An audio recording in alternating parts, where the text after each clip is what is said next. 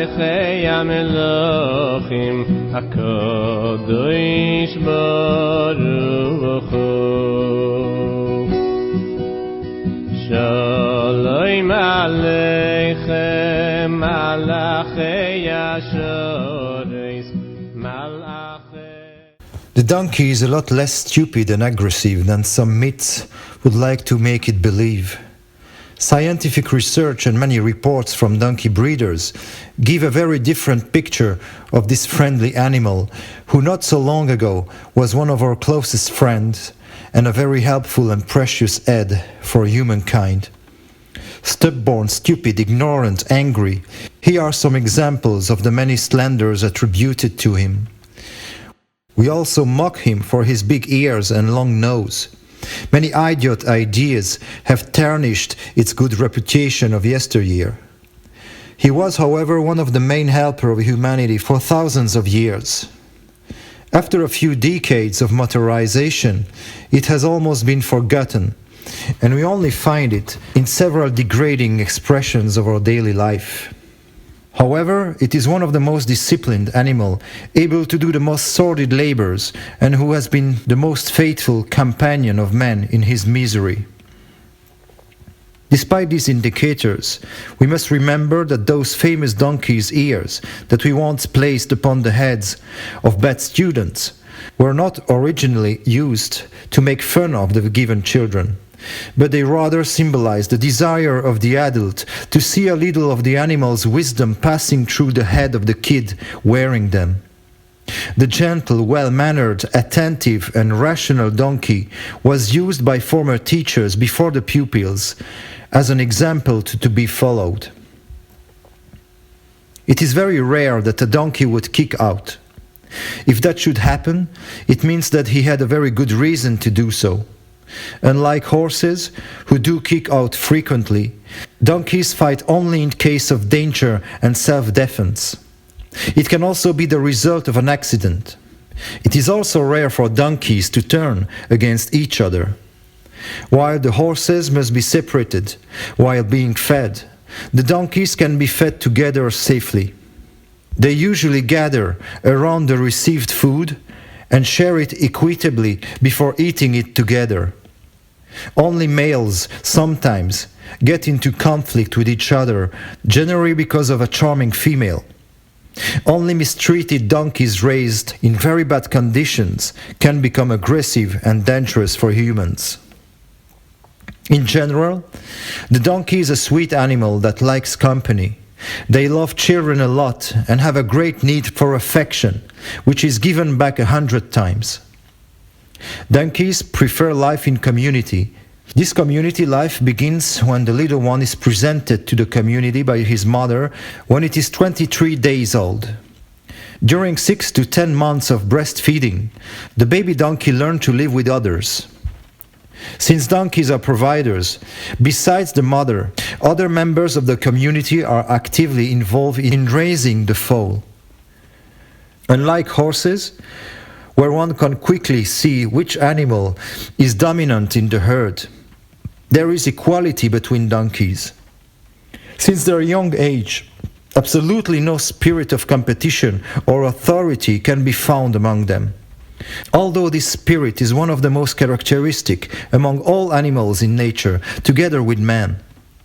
However, an older donkey can be regarded as a kind of old wise, who can intervene if any conflict arises, for example between two males competing for a female. Seniors are highly respected, and newcomers are accepted much easier than in horse herds. In short, donkeys groups are working as unified families, where everyone assumes his responsibilities, cares for the needy and for others.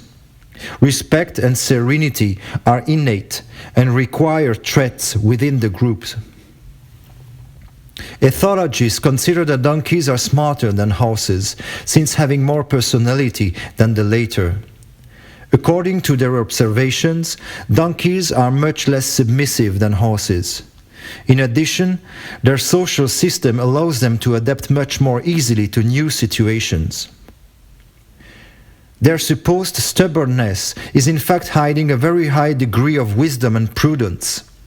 When he refuses to go forward and obey his master's orders, he does not do it by rebellion, but because he is perceiving a danger. The donkey won't put his hooves on icy, loose, or muddy ground if it is not certain of being able to cross it safely. When he hits the ground with his hoof, it is not by caprice, but by prudence, to test the consistency of the path on which he goes. Before diving into anything, donkey stops, thinks, and finally makes a decision. They are considered as capricious and rebellious because of their prudence, intelligence, and wisdom. The horse, on the other hand, does not fear anything. He jumps, rushes on the battlefields and the minefields without asking any questions if he is ordered to do so. The donkey, on the other hand, regards his own and his master's life as being more important than the latter's orders. The donkey will never obey despotic and irresponsible people. He obeys only the ones he loves. He obeys the one he considers to be a member of his own family. But he will oppose what he is asked to do if it goes against common sense and common interest. He is so attentive that if he goes out for a walk with a group of people and one of them wanders or gets away from the group, he will stop and only continue his journey when the person has rejoined the others. If you ride him and you fall, he will stop and wait until you get up again. He will never leave your luggage unattended. When we think that horses generally do not even stop when their own masters fall from their backs. Scientists also observed that donkeys have their tactics to achieve their goals. They examine the fence until they will find a breach from where it could eventually escape if needed, for example, to be able to join their beloved one. He lived 3,000 years in humility at the services of humanity. Since the invention of the combustion engine, his role has been relegated to oblivion. However, he continues to give an excellent and valuable service in the care of sick children. As competition is excluded among donkeys, handicapped and shy children are more able to develop an effective relationship with the animal quickly, which would be much more difficult with a horse. From the world's point of view, the donkey is not really a symbol of success, of strength, and power. To my knowledge, it does not appear on any flag, any coats of arms, or any symbol of any nation. But if we examine it under the magnifying glass of the Word, this animal plays a very interesting role in the Bible.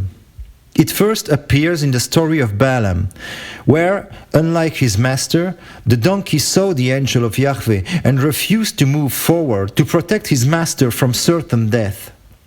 In his blindness, Balaam reacts violently and starts beating his humble animal. It was here that the Lord offered him the ability to speak. Nowhere else in the Bible do we find examples of terrestrial animals able of expressing themselves in human languages. An animal receives a human attribute in order to reveal human absurdities and humiliate man. Samson also beat the Philistines with a donkey's jawbone. But later, a much more noble role will still be offered to our animal. Donkey appear in several commandments, a sign of its importance among the Jewish people. The tribe of Issachar has it for symbol, since Jacob himself declares that his son is a row-bound donkey. It was on the back of a donkey that Abraham went up to Mount Moriah to offer his son Isaac as a burning holocaust. Moses put his wife and son on a donkey when he returned to Egypt, and Yeshua also made the same journey on a donkey when he was forced to flee with Joseph and Mary in the face of Herod's rage. Later, the donkey received the greatest role in its history when the prophecy was fulfilled, according to which the king arrives in Jerusalem, sitting on a donkey's colt. John 12:15. The donkey was one of the many animals on earth. He is neither the most beautiful nor the most noble among species. He is nevertheless one of the main actors in history of salvation. With the camel, he played a major role in the transportation, in the movements, and in the work of man. He is a kind of symbol of the Jewish people, as a bearer of the word of Yahweh. A people that is not basically the most brilliant, a very small people among many others. They are neither the strongest nor the most beautiful. It cannot be a slave serving human interest and will oppose to anything that goes against common sense, or rather against the commandments of the Almighty. We were offered to the nations in order to serve them, just as the donkey served the whole humanity. A careful, obedient, and thoughtful cargo carrier who brings the Lord in person. It will never go where the cargo will be endangered, and will never serve the selfish and human interest that may profane what has been entrusted to him. No one can use him and his talents for his own personal purposes. Their strange and unusual behavior is deliberately misinterpreted, and their good qualities are consciously diverted from their context in order to be able to accuse them of the opposite of what they are in reality. The Jewish people is the donkey on which the Savior appeared in the world, because he was of our blood, of the tribe of Judah, the descendant of King David. The Jewish people is this Balaam's donkey, who, although it does not yet know Christ, it will see him earlier on the road and show greater humility than the pagan prophet he is carrying and who speaks with Elohim, even in the name of Jesus. Morality in all of this for the Jew is that the only possible path for us is this: be a donkey, carry the word of Yahweh, and tolerate the curses of the horse worshippers.